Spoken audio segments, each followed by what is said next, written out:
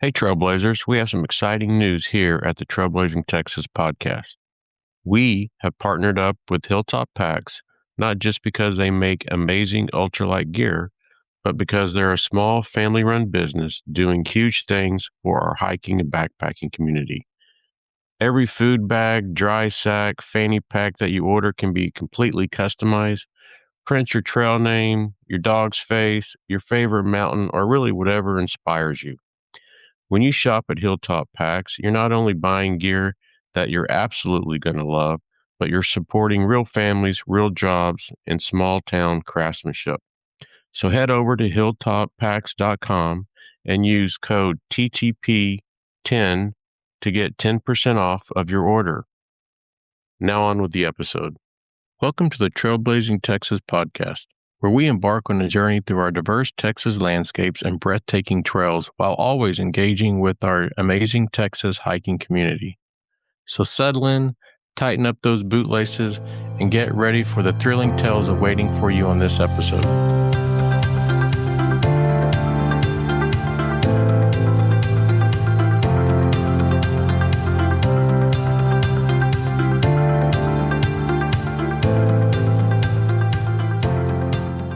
Well, I appreciate that. I have a problem. I like to give away more meals than I like to sell. Well, I had lots of offers, and I have to refuse it because if I care about you, I don't want a discount. I don't want free stuff because if I care about you, I want you to have that. So, Well, I appreciate that. Hey, I heard a very smart person say something similar to that. It came to pricing. They were saying, basically, if you don't charge the amount that you need to make a living, then you're doing your customers a disservice because when they buy from you, they're investing in your company. And when they invest in your company, they're investing that you'll be around in a couple of years because they want to see you be there. So if you're not charging enough money to keep a roof over your head, then you're actually doing a disservice to your customers. And I like that way of thinking. Like my goal is to never have anyone think that they're being taken advantage of by our pricing or anything like that. But we gotta make a living here too. So yeah. So I love this question, and I'm not saying you're, and of course you're not. Like you're always going to be fighting to grow. But at what point did you think, like, man, this is really becoming something bigger? For me, I think I see, and sometimes I don't know, but I see these glimmers of hope when I go to the trade shows and I go to the events because I live in a bubble where I created the meals. I knew I liked them. I thought they were great. But I am almost like blind to how good they taste or, whatever now because I've had so much. Yeah. I'm too close to it. And I think when I go to these events and we sell as much as we sell at them and there's like positive feedback, that positive feedback loop makes you think like, oh, wait, I'm just not sitting in a room sending out boxes. Like people are actually consuming these. And like I can see there's return customers. So I'm old enough now to have customers that have purchased 4 or 5 times. And that to me is like, oh, maybe we are onto something. When I attended one of these expos and we sold more in one day than I thought we could sell in the entire event, I was like looking to break even. Oh, wow. And it was over. Like we sat in an empty booth because all the meals were gone. So those are positive reinforcement things. I just want to feed people. I want people to be happy. Not everyone's going to like every meal that I make, and that's something I need to learn because it hurts my feelings when they don't like them. Yeah. But like, not everyone's going to like Loco Moco, or not everyone's going to like a Chili Verde. But because everyone's tastes are different. But I think if you make meals that are like broad enough, enough people will think they taste good, and hopefully you'll keep selling them. Yeah.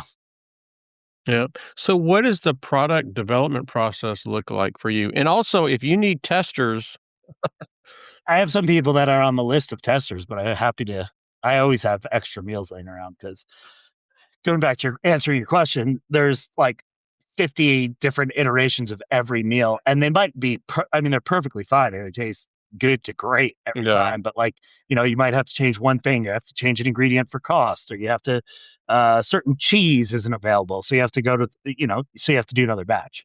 The stuff that you cook in R&D has to be the same stuff that you cook and put in the pouch. So there's a lot of trial and error and it's very time consuming. Like every R&D batch you make is like, first of all, you have an idea, then you have to like flush it out and do all the costing on it. So like, can I afford to make this with the ingredients that I want? And then you have to make it taste good. Sometimes taste bad. No one gets it right on the first time. At least I don't. And then you got to freeze dry it, which is like, you have to freeze it for, overnight in a regular dryer. And then you have to, or in a regular freezer, and then you have to freeze dry it, which takes about 24 hours after that. Then you got to pouch it. So it's like, in order to do an R&D batch, it takes probably like 4 days end to end. And it could suck by the time it's done. And it's a bummer.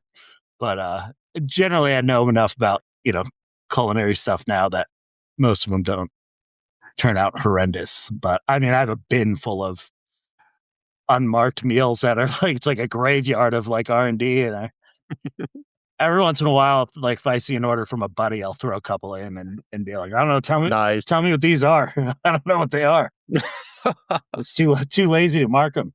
So when you're going through that process, how do you decide, oh yeah, this is it. This is the recipe and the process that I want to give to the consumers? I think that takes a lot of like trial and error in terms of like having people. That's why it's important to have testers, right? Like I know what I like.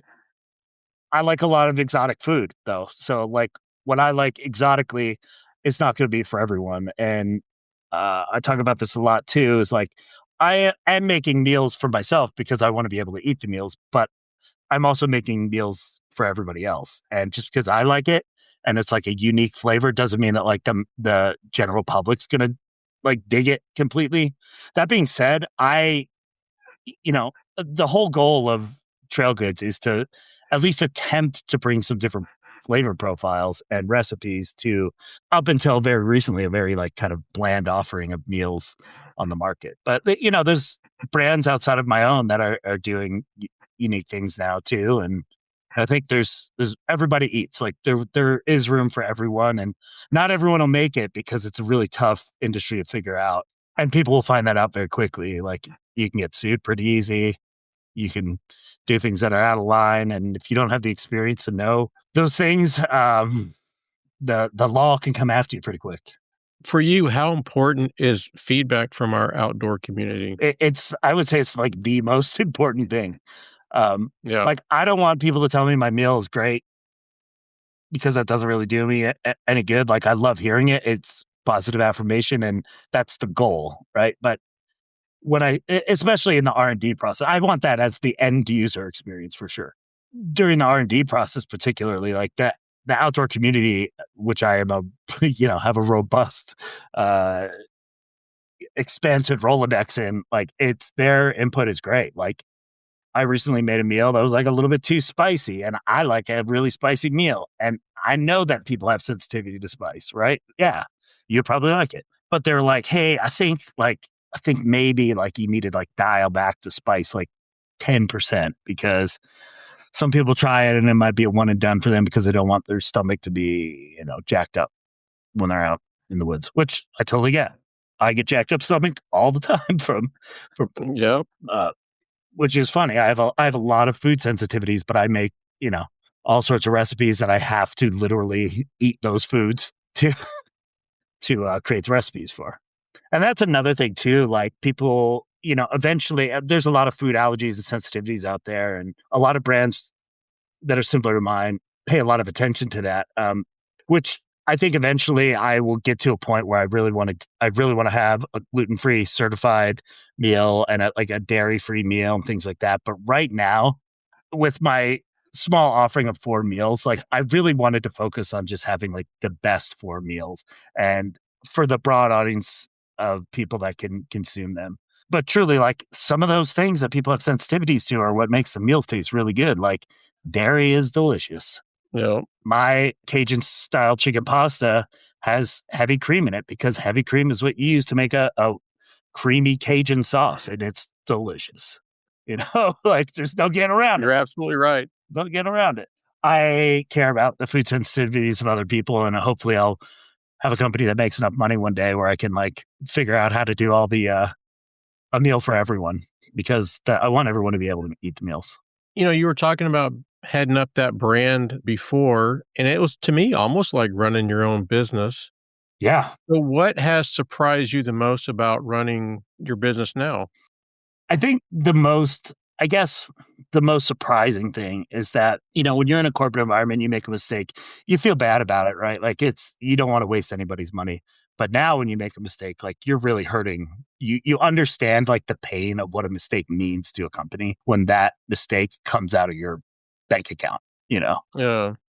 And I think it makes you like a lot more careful with the things you do. But also at the same time, like I still make mistakes and I have to forgive myself for some of those, even though like they're so disappointing sometimes. Here's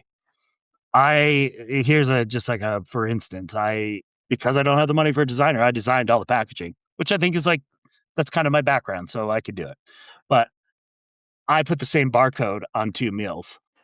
So I got a call from a wholesale account and they were like, "Hey, dude, so we're just putting them in our system and both of them are coming up as Cajun style chicken pasta." And I was like, yeah. Like I just spent $3,000 on pouches that have that barcode on it. So, Uh, you feel like you let yourself down, but also at the same time, like in that moment, I was so angry at myself. But like in that anger, you just have to come up with solutions, right? Like anger doesn't do anybody good any good, ever. So the solution is, and I knew this, but I was too emotional at the time. I can make a barcode sticker and sticker over those barcodes, no problem, and no one's going to ever say anything, and it's allowed by the USDA. So like there was a solution. It cost me time and money. That's a little bit of money, but not as much money as it would have cost me to like reprint all that packaging and waste all those meals that were already pouched in it. So yeah, I think I was able to get like the doctorate in the corporate environment, and now hopefully I'm serving the patient, which is trail goods, much better because of that. I don't know if that even answers the question, but it does, absolutely.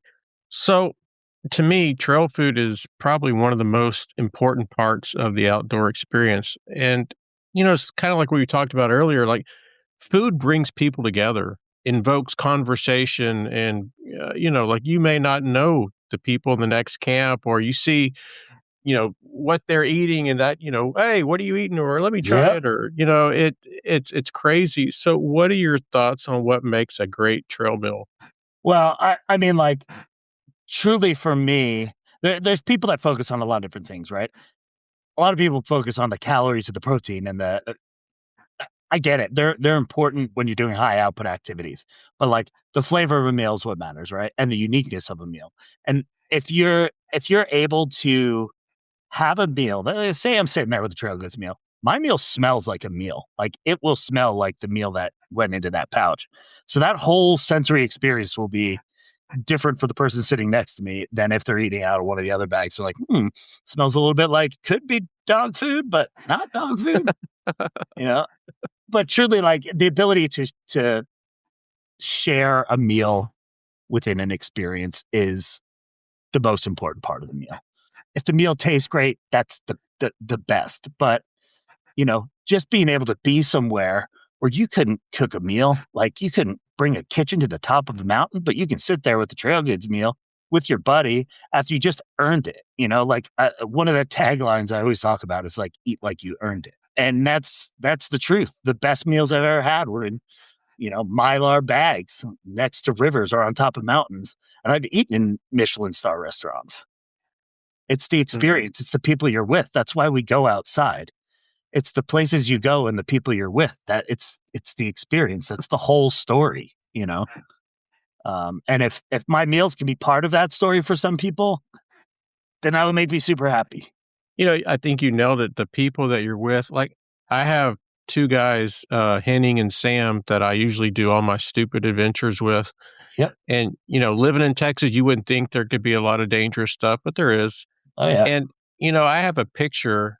We were doing the Frijoли Ridge, not a trail, just it's a ridge and high winds, and probably about half a mile before we is a 10-mile, ridge walk, and about maybe a half a mile before we got to the finish line, winds are hitting about 40 miles an hour, so we bailed, and we ass slid down about 3,000 feet off this mountain. And, we get to the bottom, we're walking out to the ranger station, which was empty.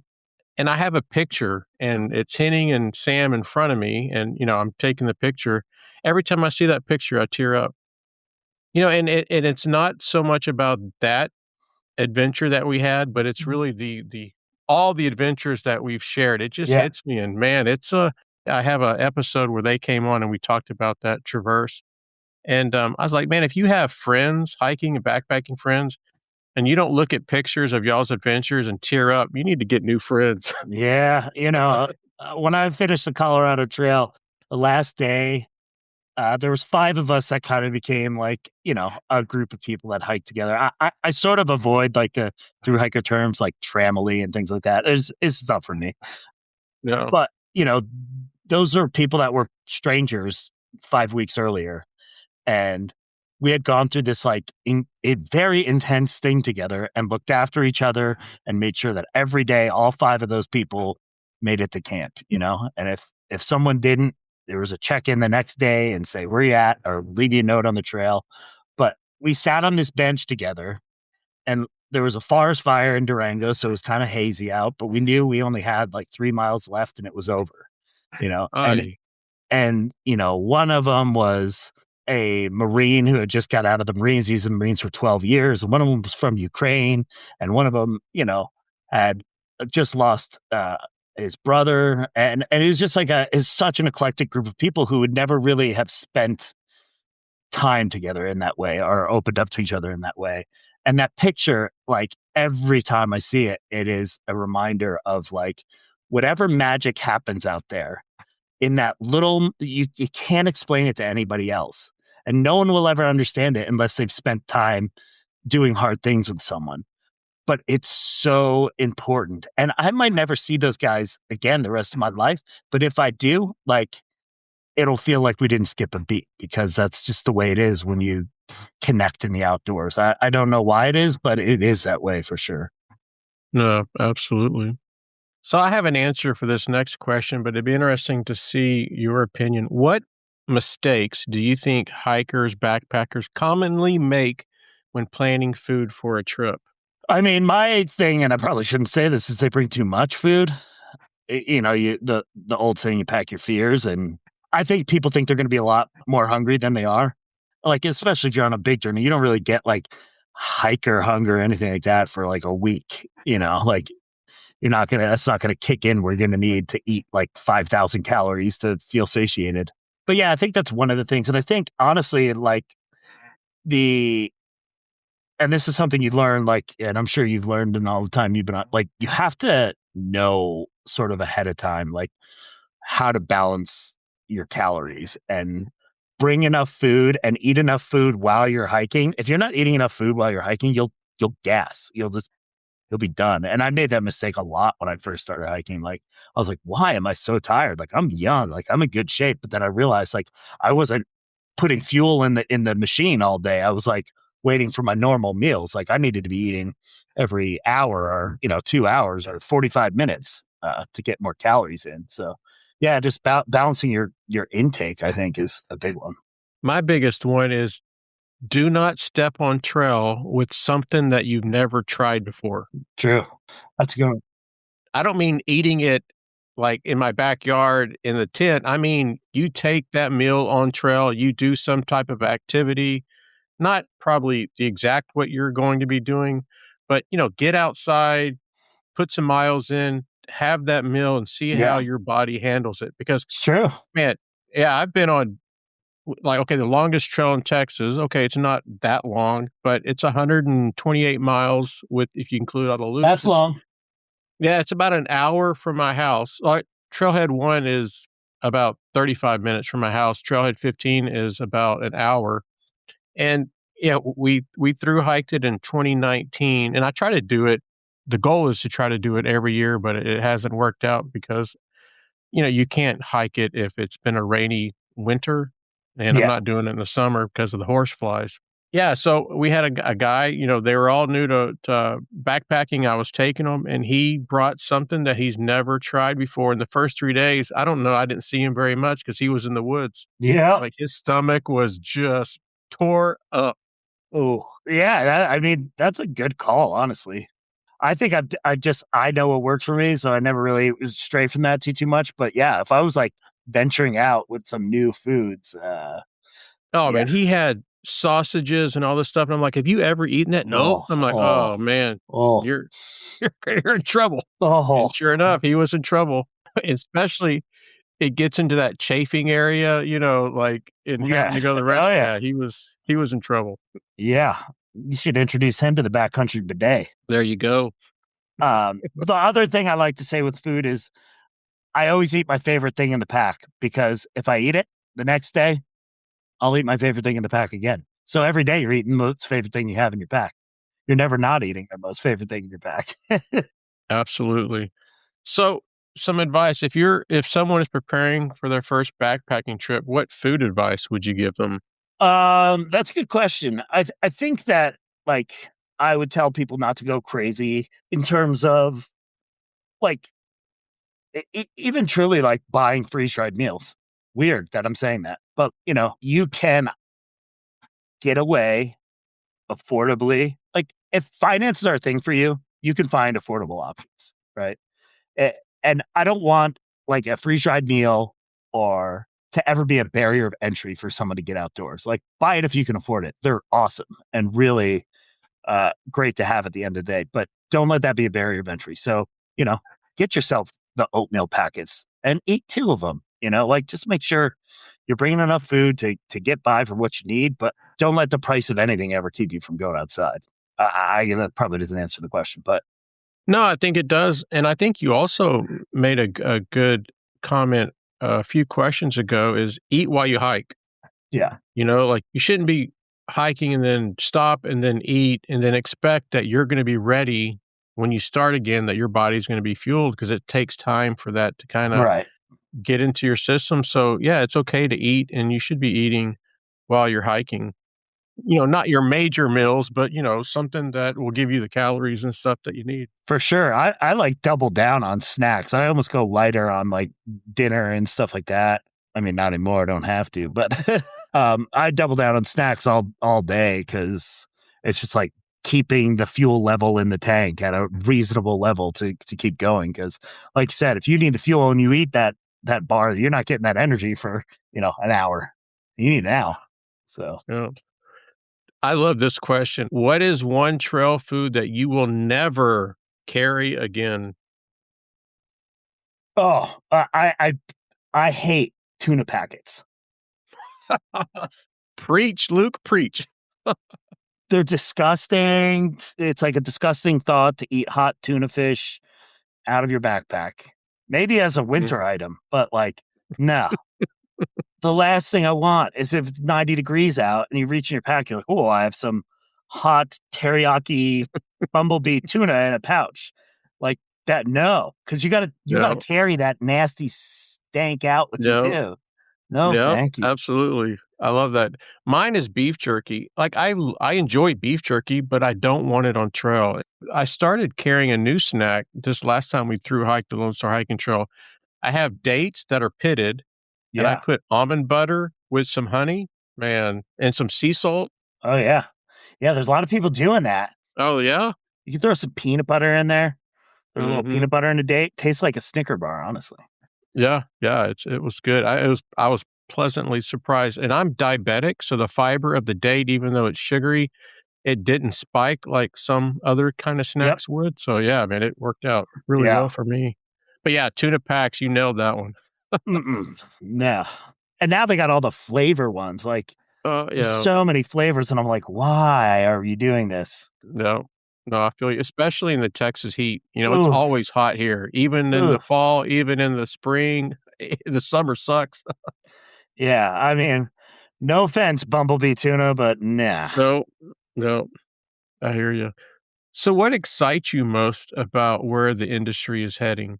I think kind of the most exciting thing is that there are brands like myself and others that are giving the traditional brands like a run for their money, and I think maybe more so than we even know that they're on their heels a little bit more than we even than they even lead on.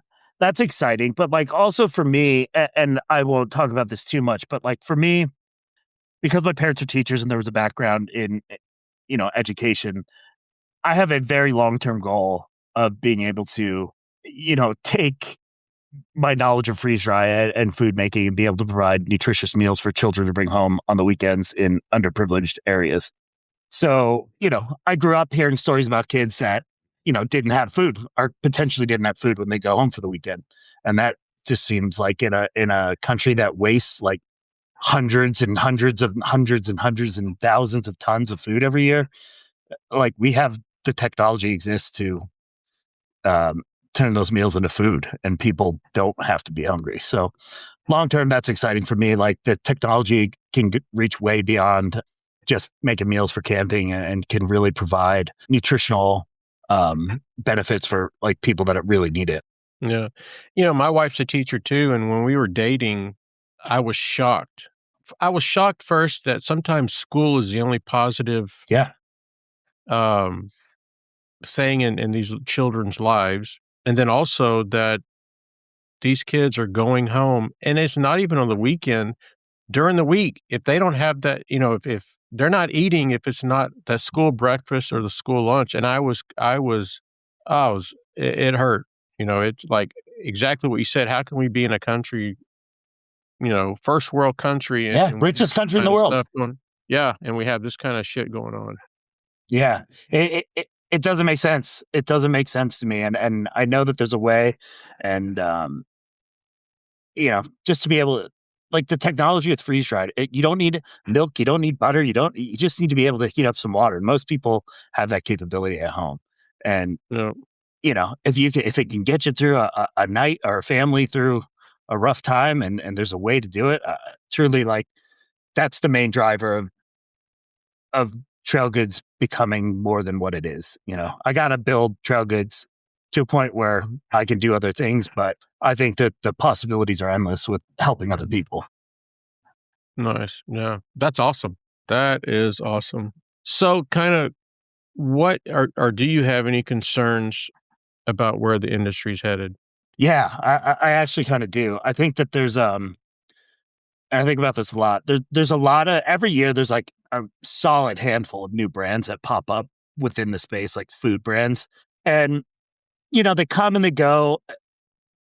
But it's feeding people is can potentially be dangerous, and when people don't have a food background or a food safety background, and they're marketing meals to people that aren't maybe necessarily handled properly, or they don't know any better, and they just think they can make it at home or in a small kitchen, and it all works out. I think there is a little bit of danger there for some of the smaller emerging brands that don't know things like, getting your meals lab tested, or the USDA has to like certify the facility you're in. Those are important. They exist for a reason so people don't get sick. And a lot of the new brands you see pop up, they don't do any of that. The packaging isn't right for long term storage. Just because you put an oxygen absorber in it doesn't mean with the wrong packaging, it won't work properly for long term. No. Cross contamination in the kitchen. There's so much like in between every meal that I cook, every batch of different, like the entire kitchen has to get sanitized. And I can't imagine that some of these smaller brands are doing that. They might. I can't point fingers. I'm not in their kitchen, but I worry about that with small brands, and because they come out saying a lot about how like freeze dried meals are expensive and I can make it for this much. Well, you can't because you're cutting all the corners that keep people from getting sick. So, Yeah. you know, maybe you can if you do it at home, but yeah, like there is a lot of competition now. And some of them are great. Some of them probably won't be here in a year or two. Who knows? I might not be here in a year or two, but I probably have the most experience of anyone that has started a new brand recently anyway, in terms of like the industry. And it's hard for me. Every day it's hard to me. Yeah, I got into canning, and I was reading a book, and I was reading that I could actually kill somebody Yeah. if Yeah. canning Yeah. certain things, and you don't do the right Yeah. process, and I'm like, oh my god, Yeah. I'm You sick to give jams. someone, listeria or something like Yep, that. Yeah. Yeah. Canning. Yeah. Canning is very specific because it's a long term storage thing that has liquid associated with it. So it's like yep, more dangerous than what I do, honestly. absolutely. So, how important are small businesses and cottage brands to the outdoor community? I think right now, particularly, they're the most important thing to the outdoor industry because the larger brands, and again, this is an opinion, and I think a lot of people share it.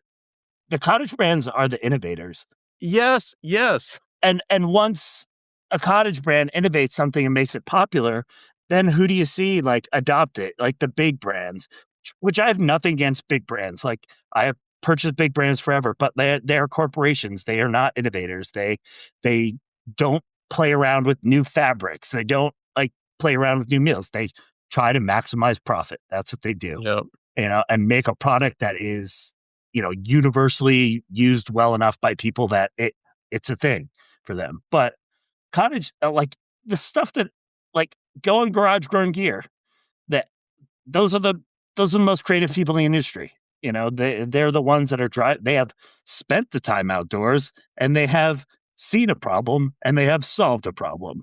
Or they're fed up with buying gear that is made somewhere else and they want to make better gear. So yep, like it is, we are, and I'll put myself in that category, like, it very humbly, but like we are the people that are changing outdoor industry. And when we make a splash, the big boys notice and then they knock us off, yep. or buy us out. Yeah, I've heard that happening. They just go in and start buying out, and Yeah, I mean that's the quickest way to squash someone that's, uh, you know that's potentially causing a threat to your business, is just buy them because you got a lot more money than they ever imagine. yeah. So, if you could change one thing about the outdoor industry, what would it be? Um, that's a good question too. I think the outdoor industry as a whole is like maintaining a pretty positive overall kind of growth and and community. Like I mentioned it before, but like I think the outdoor industry community is so cool, and everyone is so giving, and like for the most part, sure, there's bad actors everywhere, and like you'll run into a couple buttholes along the way, but like the good people far outweigh the bad people, in my opinion.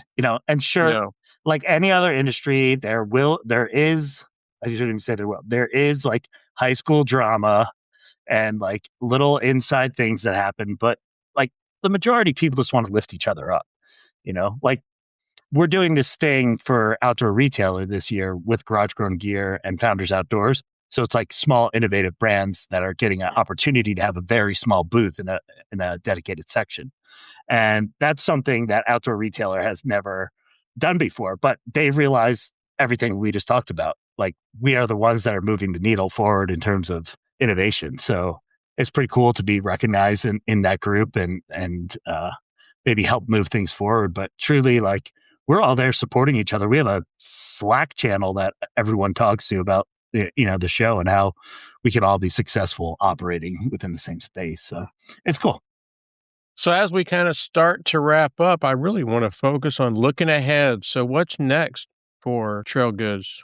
Yeah. So 2026, I hope that by the end of the year, I have two new meals out, which Oh, I'm very excited for, and I've had the testers do their thing, and I think we're pretty close. For me to launch a new meal, kind of cost me, I don't know, maybe around like $15,000 to $20,000. So it's just a matter of having oh the my gosh. yeah, like because you have to, Oh, purchase ingredients and packaging and kitchen yeah, time yeah, and yeah. dryer time, and so as soon as I had the money, those will be on the market and they're really good. I highly highly enjoy them. But yeah, like it's really just like continued growth, right? And I guess that's with every business you want to continue to grow. But like I really just I want people to continue to grow with the brand. Like I don't know how that exactly happens, but I want the people that were here in the beginning to be with me in the end. So the people that are buying these meals now are truly part of the first chapter of what this, long book could potentially be. And I hope that I always find ways to keep people involved in the company as it grows. Hey, I have a product idea. So just think about this. You walk into your online or you go into your online store, you walk into a store and there's your Mills Trail Goods Trailblazing Texas chili. Mm, you got a recipe? I do. I do. Send it over. All right. So, yeah, all joking aside, so what goals do you have for the company over the next few years? Yeah, so I think the biggest goals we have, or I have, are to get to a point where we are distributing to some of the larger retailers. So it's a double edged sword, right? Like retail makes you less profitable in some ways, but also more profitable in some ways. You make less money selling to retail, but more people buy your product. So I think from a brand recognition standpoint, like being in big box stores is pretty great. And I know there's a lot of competition out there, but I've sold into big box stores before, and I hope that maybe we could do that again because that makes the future brighter for the business. But like in terms of like overall, I want to grow within this community. I want to continue to make meals that people are like, these things might be the meals that we talk about that we had when we were kids, or we saved our money up to go buy something cool. Yeah. Maybe 20 years from now, like some kid will crack open a trail goods meal and that'll be their first experience camping and having a memory of their dad or their mom. And that's special. That's really special because those are my memories. And, I don't have any kids. I wish I did, but like if some kid has a memory with their parent, like that's so cool. And it would touch me very deeply to know that I was part of someone's memory outdoors. I have a lot of kids and they're for rent, so just look for Yeah. I'll take them. All Take them. right. So I love this question. What keeps you motivated when things get difficult? Well, I think so. This might be the one that ties it all up for the show here. I don't know, but I think I have this saying, and I don't even know where I heard it. Or maybe it made it up. I don't know, but I always think about this saying, and it applies like when things are good and when things are bad. Like it's not just it's sorry, it's just now. It's not forever, right? So it helps me realize that like just now, if the moment is bad, it's not going to be bad forever. And just now, if the moment is good, it's not really going to be good forever. So like enjoy that moment. So it's just now. You have to get through now because you're never going to get now again. And whether that's a bad moment or a good moment, like you'll get through it. And then there's another moment that follows it. So, you know, Nice. I love that. and I mean, I've had a lot of hard days. I've had a lot of hard days. We didn't even get into that part of the story, but I was out of stock for 10 months because of a bad actor in a manufacturing arena. But, I had a lot of days where I had to say it's just for now, it's not forever. So, but I'm back. Yeah, I love that. Wow. All right, last question. What do you hope people remember about Trail Goods Company after listening to this episode? Um, I think in my life, I want to make an impact on people, whether it's, through my food or through connecting with them, even on podcasts like this. Like, I want people to remember that there's a person behind a brand, you know? Um, and you don't see that in the big brands, but there's many people behind a big brand. But when you're supporting a cottage industry brand like my own or any of the brands that, you've interviewed people on, like, we're all real people and we actually do care like quite a bit about the people who buy our meals. So if you do happen to have a positive experience, that lifts someone like me up and makes me want to keep going. And if you have a bad experience, like let us know. And 99% of the time, we're going to try our best to make it better within, any reason. So yeah, like there's people behind like the logos and the food and the packaging, and people who, like you started the show with, that have dedicated, their time, effort, and literally like life savings to creating products that like we care very passionately about and just want to share. No, I don't think any of us are in this to be rich. No. No, it's because you care. Absolutely 100% because you care and you care about our community and you care about when you're hiring people, your local community and supporting that. Yeah, it's absolutely not because you think you're going to be a bazillionaire. It's because you care about people and you care about our community. Yeah, 100%. that's it. And if that's a takeaway, from the whole podcast, and I'll feel happy about that. And if you want to check out like the meals, I'll be happy about that too. And if you have a question, I'm the guy on the other end of every single email that goes to Truggood. So, you know, you'll talk to me. All right, so you get a bonus question. If you could, I love this question. And if you could step back from this trail goods journey, what is one message that you would like to give to everybody that has supported you along the way? Oh man, you never realize until you start something on your own how many people actually care so much about you succeeding. The messages, the encouragement, the people that check in are the people that are willing to like give you money when they don't probably even fully understand the business, but they believe in you. Yeah. Like that's an incredible thing. And I might say like I'm a solo entrepreneur, but like none of this happens without so many people. Like so many people. Whether it's like I thought I was going to go out of business last December because I couldn't find a USDA facility, and some kind person heard my story and invited me into his USDA kitchen and let me cook for free because he just wanted to be a good person. Wow. Yep. And he said my business has been there, and I God, give me chills. yeah. And so on December, 22nd, I had 2 days in this kitchen to cook 3,500 pounds of food and get it off. And it was a miracle. It's a miracle that I was going to give up on Christmas. That was it. It was over because I couldn't find anywhere. And because of that, that generosity and the kindness of other people who have really given me so much of their time and talents, like that's why we're still here. And even today, my old boss made sure that like a problem I had was taken care of, and he wasn't going to make any money off of it. He said, "I want to see you succeed. I'm not going to try to make any money off this. So, like, go do it." And because people believe in you, you believe in yourself, Absolutely. and that's a really underrated thing in life to know that people believe in you. And also, like when you go through the tough times and you feel you get down, like that's got to be a motivator that all these people have your back, and you're not in it alone.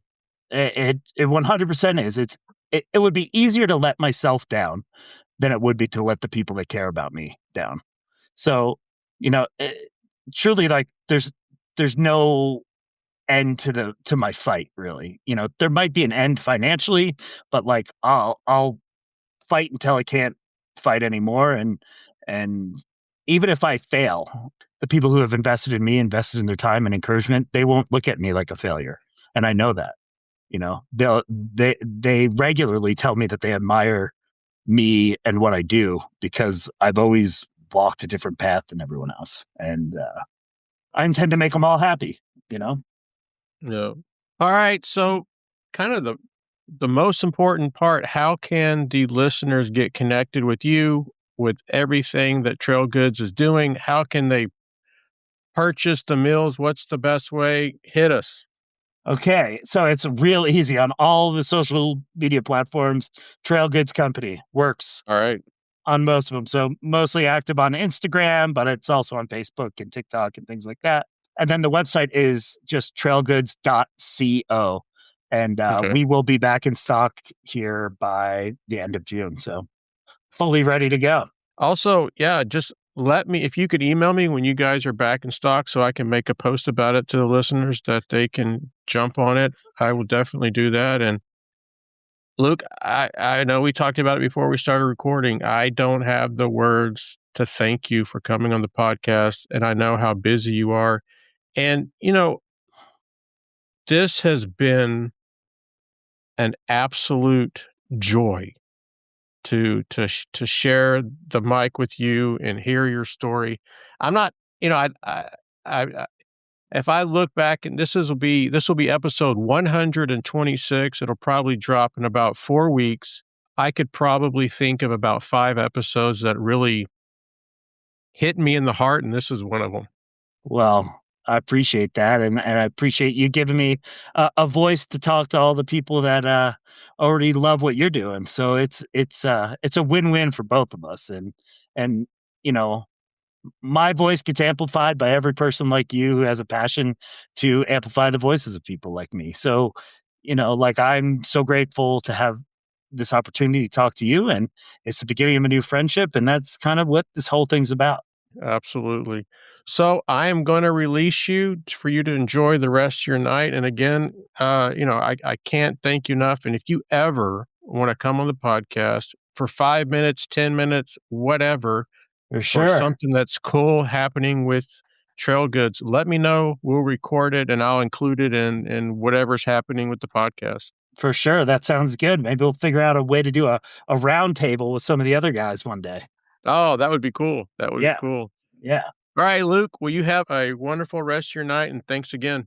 You as well. Thanks, Jason. And thanks everyone in the Trailblazing Texas podcast community. All righty. Bye. Bye. And that wraps up another exciting episode of the Trailblazing Texas podcast. We hope you enjoyed the episode today, and stay tuned for our next episode where we will pick back up where we left off and guarantee to uncover many more hiking gems and share many more tips to enhance your experience on the trail. Until then, happy trails and happy hiking.